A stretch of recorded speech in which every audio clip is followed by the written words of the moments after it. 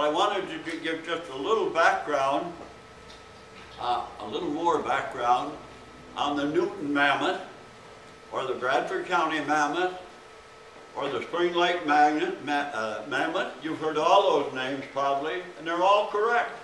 Any of those names you can call that. But we have to go back 27 years to a remnant of the Great Ice Age, a glacial kettle lake known as Spring Lake, located between Wyalusing and Wysox on the Asylum and Keir Township border. The 58-acre lake impoundment was owned by Walter and Jane Newton, who lived on a terrace overlooking the lake. In order to make the lake part of a better recreational area for fishing and boating, and building an island for waterfowl propagation, a great deal of peat and glacial material had to be removed, while the owner was operating heavy earth-moving equipment. Now, he was the gentleman, Walter Newton, his wife and family are right back here, but Walter had a drag line. I called it his toy. Just like little boys have toys, and he loved that drag line and he loved to use it. A great deal of peat and glacial material.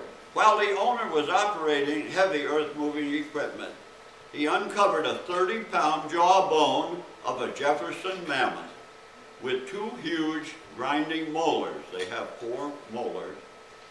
The unusual find was confirmed by professionals, later from the William Penn Museum in Harrisburg, who also visited the site and determined an excavation would probably recover more of the animal's remains.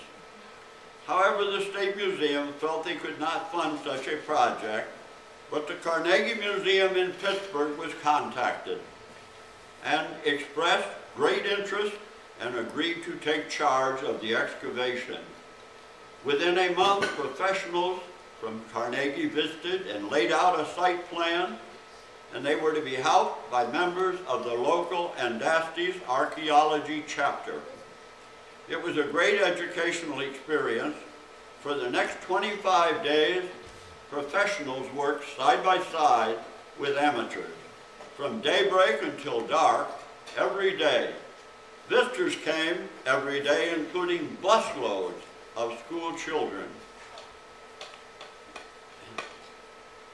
Nearly 100 bones were recovered, with the most outstanding recovery, a tusk 10 feet long in a fine state of preservation. Our replica is exact to the original tusk. And when we had it in this room, I said to Deb Twigg, I know, I said that tusk was 10 feet long, but it doesn't look that long. But we got a tape and we measured it, and it was a couple of inches over 10 feet by the big curvet, and you'll see it yourself later on in here, that it's a beautiful, beautiful object. All of the finds were treated with a preservative, and they were sent to Carnegie for further treatment for later restoration. That was the plan anyway. Carbon 14 dating for the remains was 12,600 BC. That was one sample. And another sample dated 14,240 years before the present. So there's not much difference there, is there, between those two samples.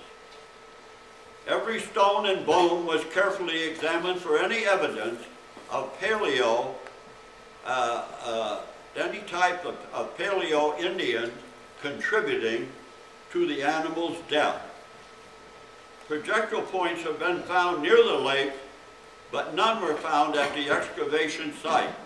Other places in the United States there has been both woolly mammoth and mastodon remains found with a number of paleo or fluted points embedded.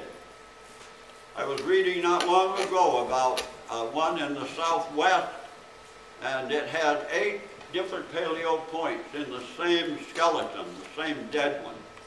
And the experts could tell which ones had killed the mammoth from the location of them.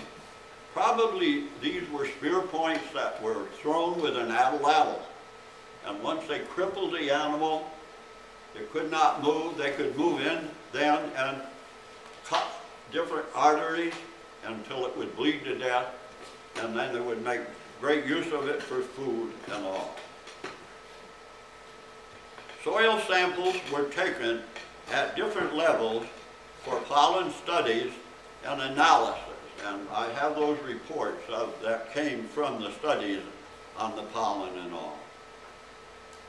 Carnegie presented the Newton family with a perfect replica of the huge tusk, made of fiberglass and resins. This now hangs in the Newton living room. And this proved to be a pattern for Carnegie, for our replica that you're going to see in a few minutes. I'd like to mention the Andasti chapter. They're one of the old chapters of the state. Maybe Mark Medill's going to talk about that a little. But there is a plaque in there, and what it says on the plaque is also in this scroll. We also have Sylvia Wilson here, and several from the Andasti chapter, and yes, Kathy and so on. And a lot of our members of SRAC also belong to the Andasti chapter of archaeology. They meet at the Bradford County Library, and then we have combined meetings where they come over and meet here. But they're a wonderful group, and we're so glad to be associated with them. And it's groups like this, and the Alan Pierce Foundation, and other groups that have gotten us where we are. We couldn't do it alone, but it's some of these groups that have been so cooperative. But we have the president of the Andasti chapter here, Mark Medill, and I'd like to present him with this scroll. And I believe, Mark, that this is also the same words that are found in there on the plaque. Yeah, they'd like me to read that.